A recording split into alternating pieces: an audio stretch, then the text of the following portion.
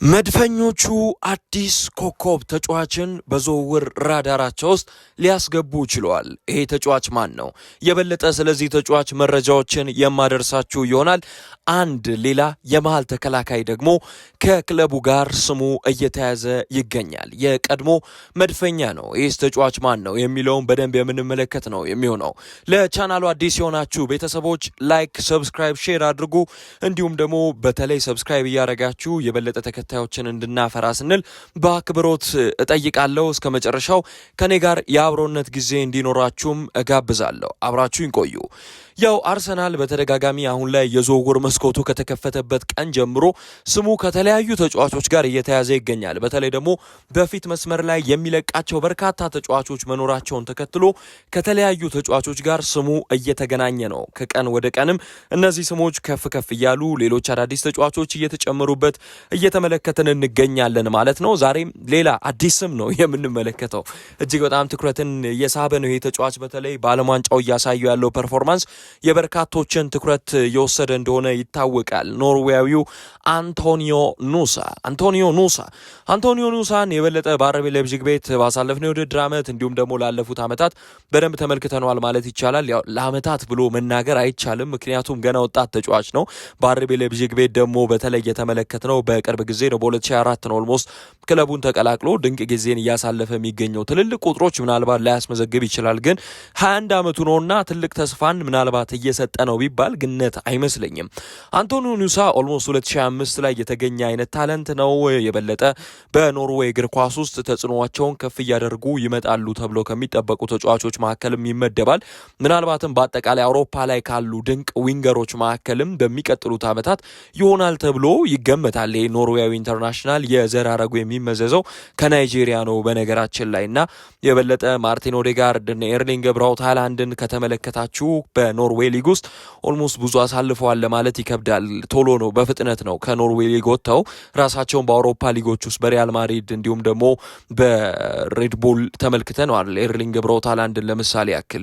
እንደሱም ደግሞ አንቶኒዮ ኑሳም በቅርብ አካዳሚ ቡድኑን በኖርዌይ ሊግ የነበረ ስታቤክ አካዳሚን በ2018 እስከ 2021 ድረስ ጥሩ ቆይታ አድርጓል። የበለጠ በ13 ዓመቱ ነበረ ስታቤክ አካዳሚን የተቀላቀለው። ከዛ በፊት በሌሎች አካዳሚዎች ውስጥ የተጫወተበት ሞመንት ነበረ። ነገር ግን በ2020 ላይ ኮንትራቱን ኦፊሻሊ ፕሮፌሽናል ኮንትራት የተፈራረመበት ሞመንት ነበረ። የ16 ዓመት ተጫዋች እያለ በዛው በኖርዌይ ሊግ ውስጥ በጣም ድንቅ ብቃታቸውን ከሚያሳዩ ተጫዋቾች መካከል አንዱ ነበረ። በሲኒየር ሌቭል መጫወት ማሳየት ራሱንም ደግሞ ችሎ የነበረበት ሞመንት ነበር። ድንቅ ጎሎችን የሚያስቆጥር አይነት ዊንገር እንደሆነ ብዙዎች ይናገሩለታል። ከዛ በኋላ ነበር የበለጠ ትልልቅ የአውሮፓ ቡድኖችን ትኩረት እየሳበ መምጣት የቻለው አንቶኒዮ ኑሳ። ለዛም ነው ክለብ ብሩዥ 2021 ላይ ኦፊሻሊ ይህንን ተጫዋች ወደ ቤልጅየም አምጥቶት በዛው ሊግ ውስጥ እንዲጫወት ማድረግ ያስቻለው ማለት ነው። የበለጠ በቤልጅየም ሊግ ውስጥ እንደ አንድ ወጣት ተጫዋች ራሳችሁን በነገራችን ላይ ማሳየት የምትፈልጉ ከሆነ ተመራጭ አይነት ሊጎች መካከል አንዱ ነው ይባላል። ከዚህ ቀደም ልክ እንደነ አንደርሌክት እና ጌንክ ራሱ ክለብ ብሩዥም ይገኝበታል። እንደ አይነት ትልልቅ ቡድኖች አሉ በቤልጅየም ሊግ ውስጥ። እንደዚህ አይነት ትልልቅ ሊጎች ታዲያ የበለጠ ለወጣት ተጫዋቾች እድል ይሰጣሉ። ለዚህም ነው እሱ ምርጫው አድርጎ አንቶኒዮ ኑሳ ክለብ ብሩዥን ሊቀላቀል የቻለው። በ2022 ላይ በሻምፒየንስ ሊግ ራሱ ጎል ማስቆጠር ችሎ ነበር። የመጀመሪያ ጨዋታውን ባደረገበት አጋጣሚ ፖርቶ ላይ ጎል አስቆጥሮ ነበረ ለክለብ ብሩዥ። እንዲሁም ደግሞ ራሱን በዓለም መድረክም እያሳየ መምጣት የቻለው አንቶኒዮ ኑሳ ታዲያ ከዛ በኋላ የበለጠ በኖርዌይ ትልቅ ተስፋ የሚጣልበት አይነት ተጫዋች እንደሆነ መነገር ተጀመረ። ከዛም በኋላ የተጫዋቹ ግን በሳል የሆነ ምርጫ ማስታወስ አለብን። 2024 ላይ ሌሎች ክለቦች ይፈልጉት ነበር። በተመሳሳይ አንቶኒዮ ኑሳ ትልቅ ተስፋ ያለው አይነት ተጫዋች ስለነበር ማለት ነው። ነገር ግን ምርጫ ያደረገው በቡንደስሊጋ ራሱን ይበልጥ ማሳየት እንደሚችል ስላመነ በሚመስል መልኩ አርቢ ላይፕዚግን መቀላቀል ነበር። አርቢ ላይፕዚግ እነ ቦሩሲያ ዶርትሙንድ የተለያዩ የጀርመን አንደርዶግ የምንላቸው አይነት ቡድኖች ተጫዋቾችን በደንብ ኮከብ ወጣት ተጫዋቾችን ማውጣት እንደሚችሉ ላለፉት ዓመታት አስመልክተውናል። ለምሳሌ ያክል ራሱ ኤርሊንግ ብራውት ሃላንድ የሀገሩ ልጅ ማለት ነው ምርጫው ያደረገው ከሬድቡል በኋላ ቦሩሲያ ዶርትሙንድ መቀላቀል ነበር። ብዙዎች ትልልቅ ክለቦች ይፈልጉት ነበር። ኤርሊንግ ብራውት ሃላንድ ተስፋ የጣለበት ተጫዋች ነበር። በወቅቱ እንደውም ኦሌ ጉናር ሶልሻየር ጁድ ቤሊንጋም እና እሱን ወደ ማንቸስተር ዩናይትድ ማስኮብለልም ይፈልግ እንደነበር አንዳንድ መረጃዎች ይወጣሉ። ሪኮመንድ ያደረጋቸው ተጫዋቾች እነሱ ነበሩ። በወቅቱ ደግሞ ምናልባትም ኤርሊንግ ብራውት ሃላንድ ቻንሱ ይኖረው ነበር ይባላል ማንቸስተር ዩናይትድን የመቀላቀል። ነገር ግን ምርጫው ያደረገው ቦሩሲያ ዶርትሙንድ ነው። ምን ልላችሁ ፈልጌ ነው ከአንቶኒዮ ኑሳ ጋር በተያያዘ ራሱን ይበልጥ ለማሳየት የመረጠው ሊግ አርቢ ሌይፕዚግ ቡንደስሊጋ ውስጥ ነው የሚጫወተው። ጫና የበዛበት አይነት ሊግ አይደለም። በኢንቴንሲቲ ደረጃ በጣም አስቸጋሪ ነው የምትሉት አይደለም። በወጣት ተጫዋቾች ግን በጣም ኮንፈርትን የሚሰጥ ነው። ተመልከቱ እንግዲህ ቤልጂየም ሊግ ውስጥ ራሱን ይበልጥ ማሳየት ጀመረ። ከዛ በኋላ በሻምፒየንስ ሊግ ራሱ ጎል ካስቆጠረ በኋላ ለአርቢ ሌይፕዚግ 2024 ላይ የ5 ዓመታት ኮንትራትን ፈረመ እስከ 2024 የሚያቆየውን አይነት ማለት ነው። ታዲያ በዛን ወቅት በመጣበት ሰዓት ላይ በርካታ ክለቦችን ትኩረት ቢወስድም በቡንደስሊጋ በአርቢ ሌይፕዚግ የመጀመሪያው ቲም ውስጥ ተሰላፊ ሆኖ ራሱን በማጥቃት እንቅስቃሴዎች ውስጥ እያዳበረ ብቃቱን ሲመጣ ጊዜ ያልወሰደበትም ነበረ። ከረንትሊ 21 ዓመቱ ላይ የሚገኝ ተጫዋች ነው። ከግራ ክንፍ እየተነሳ ተጽዕኖዎችን መፍጠር ይችላል። አርሰናል ጋም ስሙ እየተያዘ ነው። 32 ሚሊዮን ዩሮ አካባቢ ያወጣል ተብሎ ይገመታል። ነገር ግን በዛ ሂሳብ አይሸጡትም። እስኪ ዋና ዋና ኳሊቲዎቹን የተጫዋቹን ደግሞ መመልከት ያለብን ይመስለኛል። የበለጠ የድሪብሊንግ ብቃቱን ማስታወስ አለብን። በጣም ግሩም የድሪብሊንግ ብቃት፣ አንድ ለአንድ ተጫዋቾችን ማግኘት ደግሞ ኮንፈርት የሚሰጠው አይነት ተጫዋች ነው። ይህንን ተጫዋች እንደውም ዘ ኒው ኔይማር የሚል አይነት ስያሜም ተሰጥቶታል። ቀደም ብዬ እንዳልኳችሁ አዲሱ ኔይማር ነው እያሉ ወይ ደግሞ ኖርዌያዊው ኔይማር ነው እያሉ ያቆለጳጵሱታል። ለምንድን ነው ከተባለ እጅግ በጣም ከአውሮፓዊ ተጫዋቾች ወጣ ያለ አይነት ፍሌር እንዳለው ይነገርለታል። አንዳንድ ሜዳ ላይ የሚያሳያቸው ትሪኮችም ለዚህ ተጫዋች ምናልባት ኒው ኔይማር የሚል አይነት ስያሜ እንዲሰጠው ያደረገው ይመስለኛል። በቃ ሰውነቱን እንደፈለገ የሚያዝ አይነት ተጫዋች ነው። በፍጥነት አቅጣጫዎችን ቀይሮ የተከላካይ ስፍራ ተጫዋቾችን ማሸበር የሚችል አይነት ተጫዋች ነው። በራስ መተማመኑ ግሩም ነው። እንደ ኔይማር ደግሞ በክሬቲቪቲውም እጅግ በጣም ላቅ ያለ ተጫዋች ነው። ቀደም ብዬ እንዳልኳችሁ ካለው ኳሊቲዎች መካከል እጅግ በጣም ሯጭ የሚባል አይነት ዊንገር ነው። ከዚህ ቀደም ባርሴሎናም ይህንን ተጫዋች ይፈልገው እንደነበረ ማስታወስ ይጠበቅብናል። ከኳስ ጋር ያለው እንቅስቃሴ ግሩም ነው። ፈረስተቹም ለኔ ልዩ ነው። አሁን ለኔ በግሌ ፈረስተች ላይ ድንቅ የሆነ አንድ ተጫዋች የእግር ኳስ ብቃቱን አይታችሁ የሆነ ልትረዱለት የሚያስችል አይነት ስኪል እንዳለው ታዩታላችሁ። በክሬቲቪቲው ደረጃ ላቅ ያለ ነው። በማጥቃት እንቅስቃሴዎች ቡድኑን በጣም ያግዛል። ቀጥተኛ የሚባል አይነት የማጥቃት እንቅስቃሴዎችን ነው የሚጠቀመው። ከቦክስ ውጪ በጣም ግሩም ጎሎችን ያስቆጥራል። በዚህኛውም የዓለም ዋንጫ ተመልክታችሁት ከሆነ ያንን አሳይቶናል። ኖርዌያዊው ኢንተርናሽናል እንግዲህ አንቶኒዮ ኑሳ በዓለም ዋንጫውም ሀገሩን እየወከለ እንደሆነ ይታወቃል።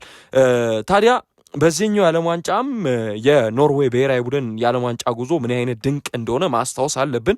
እርግጥ ነው ኖርዌይ አሁን ጎልደን የሚባል ጄኔሬሽኗ ላይ እንዳለች የሚያሳይም ነው። ብራዚልን በዓለም ዋንጫ ውስጥ ከመጣል ደርሳለች። ብዙ ብቃት ያላቸውን ተጫዋቾች በዓለም መድረክ እያስመለከተችን ትገኛለች። ታዲያ በዚህኛው ጨዋታ ላይ ኦልሞስት በጣም ልዩነቶችን እየፈጠረ ከነበረ ተጫዋቾች መካከል አንቶኒዮ ኑሳ አንደኛው እንደነበር ማስታወስ አለብን። ኖርዌይን በኳሊፊኬሽን ጌሞችም ላይ ወክሏታል ከዚህ ቀደም።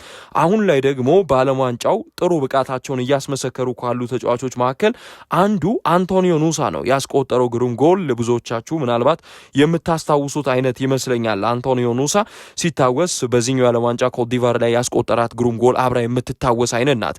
እንዳልኳችሁ አንድ ግንኙነቶችን ማሸነፍ የሚችል ለተከላካዮች ራስ ምታት የሆነ አይነት ተጫዋች ነው። ታዲያ አንቶኒዮ ኑሳ በጣም ግሩም የሚባል ዲሲሽን ሜኪንግ ያለው ፋይናል ሰርድ አካባቢ ከደረሰ በኋላ ኳሶችን እግሩ ላይ የሚበላ አይነት ተጫዋች አይደለም። እርግጥ ነው ድሪብል ያደርጋል፣ ነገር ግን በወሳኝ ሰዓት ደግሞ አሲስትም ያደርጋል ለተጫዋቾች ማለት ነው። ታዲያ ይሄ ብቃቱም የሚያስገርም ነው ይባልለታል። በነገራችን ላይ ተክለ ሰውነቱን ከተመለከታችሁት ያን ያህል ግዙፍ የሚባል አይነት ተጫዋች አይደለም፣ ግን በጣም ጠንካራ ነው። በቀላሉ የምትጥሉት አይነት የምታሸንፉት አይነት አይደለም። ለአርሰናል ደግሞ ምናልባትም እንደ ቲም ቶክ መረጃ መሰረት ወደ ክለቡ የሚመጣ ከሆነ አርሰናል ስካውት እያደረገ ነውና ከረንትሊ አንቶኒዮ ኑሳን የበለጠ በሰውነት ደረጃ ጥሩ የሚባል ተክለ ሰውነት ስላለው ቡድኑን ሊረዳ ይችላል ተብሎ ይገመታል። በመከላከል እንቅስቃሴዎች ላይ ያው የሆነ ሚና ቢያንስ መወጣት ይጠበቅባቸዋል። ይህንንም ሊያግዝ ይችላል። ነገር ግን ደግሞ መከላከሉም ላይ ፊዚካሊም አሁን ካለበት ተሽሎ መገኘት ይጠበቅበታል።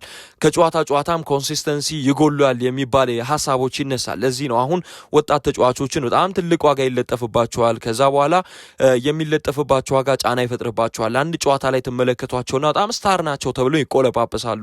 ከዛ በኋላ ግን በፍጥነት ራሳቸውን እንዳያሳዩ ጋሬጣ የሚሆንባቸው አንደኛው ነገር ቢኖር ይሄ ኮንሲስተንሲ ችግር እንዲያጋጥማቸው የሚያደርገው ከአንድ ቡድን ወደ ሌላ ቡድን ሲዘዋወር የሚወጣባቸው አንደኛው ሂሳብ ነው ተብሎ ይገመታል።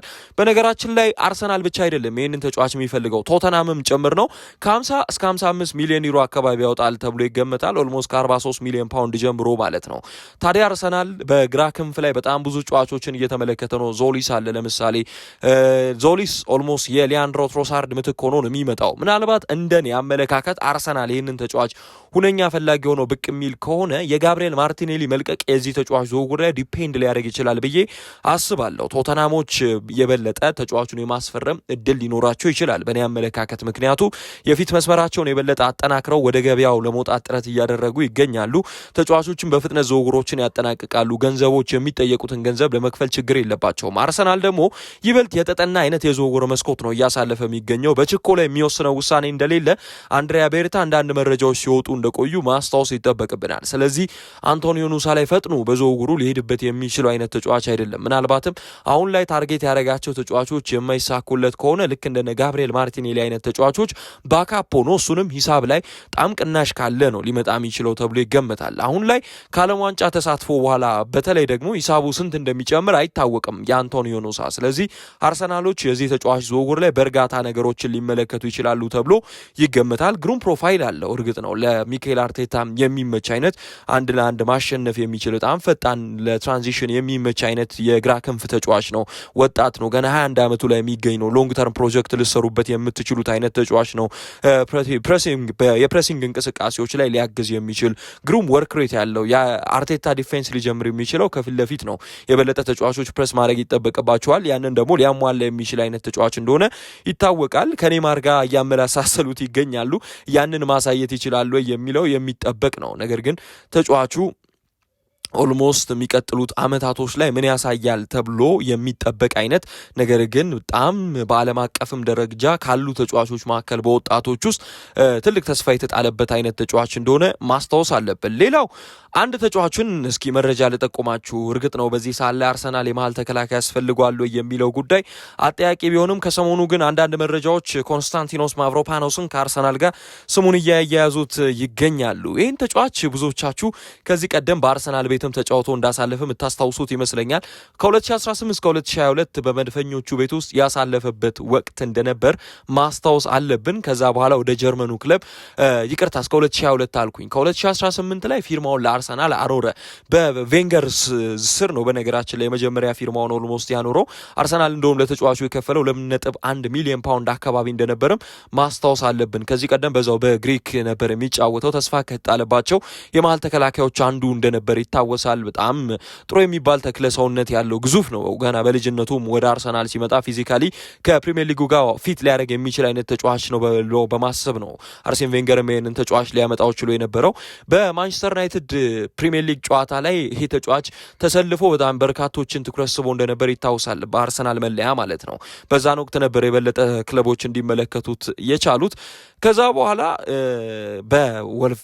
በስቱትጋርት ቤት 2020 ላይ ያቀናበት አጋጣሚ ነበር። ምክንያቱም ራሱን በደንብ ማሳየት አልቻለም ነበር። ተደጋጋሚ ጉዳቶች እንዲሁም ደግሞ በወቅቱ አርሰናል ያሰበው ተሐድሶ ላይ ይሄ ተጫዋች በሚካኤል አርቴታ ስር እምነት ያገኘ አይነት አልነበረም። ነገር ግን በስቱትጋርት ሄደ። ከ2022 እስከ 2023 ድረስ ድንቅ ጊዜ ማሳለፍ ቻለ። በተለይ በስቱትጋርት በነበረበት ሳለ አርሰናል ኦልሞስት የመግዣም አማራጭ ነበረው ዳግም ተጫዋቹን ወደ ክለቡ ማምጣት። ነገር ግን ያንን ኦፕሽን ሳይጠቀምበት ቀረና 2023 ላይ ዌስትሃም ዩናይትዶች ወደ ለንደን ስቴዲየም አመጡት ይህንን ተጫዋች። 2023 ላይ ከመጣ በኋላ በፕሪሚየር ሊጉ ጥሩ የሚባል ጊዜን በዌስትሃም ዩናይትድ ቤት አሳልፏል። እርግጥ ነው በጣም ድንቅ ነው። ከጨዋታ ጨዋታ በወጥነት ያገለግላል ክለቡን የምትሉት ወርልድ ክላስ የሆነ አይነት ተጫዋች እንዳልሆነ ይታወቃል።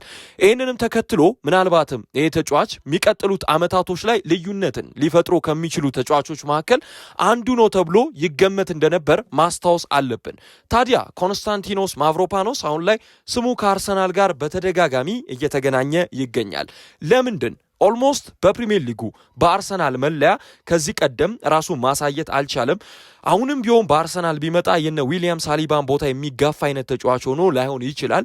ምክንያቱም በተለያዩ ጨዋታዎች ላይ መድፈኞቹ ሊያገለግል የሚችል አይነት ተጫዋች ነው ተብሎ ይገመታል። በጣም ድንቅ የሆነ ቦል ኬሪንግ ያለው በጣም ፈጣን ተክለ ሰውነቱ ለፕሪሚየር ሊግ የሚመቸንን ደግሞ በፕሪሚየር ሊጉ ያስመሰከረ ምናልባትም በአርሰናል ሴት ፒስ አጠቃቀም ደግሞ የተጫዋች ሊጠቀም የሚችል ቡድኑ ሊጠቀም የሚችል አይነት ተጫዋች እንደሆነ ይነገርለታል። የአየር ላይ ኳሶችን ደግሞ ማሸነፍ የሚችልም አይነት ተጫዋች ነው። ከጨዋታ ጨዋታ ኦልሞስት ሻይን ያደርጋል ለማለት ይከብዳል። ነገር ግን ኦልሞስት ዌስትሃም ዩናይትዶችም ወርደዋል። ስለዚህ በሂሳብ ደረጃ አርሰናል የማል ተከላካይ የሚያስፈርም ከሆነ ፕላኑ አንደኛ ይሄ ተጫዋች ሊሆን ይችላል ተብሎ ይገመታል ማለት ነው። ስለዚህ ይሄ ሁለት ዝውውር በእነዚህ ሁለት ቀናቶች ውስጥ የተሰሙ ስለሆኑ ወደ እናንተ አመጣውላችሁ። የእናንተ እስኪ ግምት ግን ማን ነው? አንቶኒዮ ኑሳ ወደ አርሰናል ቢመጣ የምትመኙት አይነት ተጫዋች ነው? ኮመንት ሴክሽን ላይ ሀሳባችሁን አስቀምጡኝ። እስካሁን አብራችሁኝ ስለተከታተላችሁኝ ላቅ ያለ ምስጋናዬን አቀርባለሁ። በነገው ዕለት ደግሞ በሌላ ጥንክር እስከምንገናኝ ቸር ቆዩልኝ።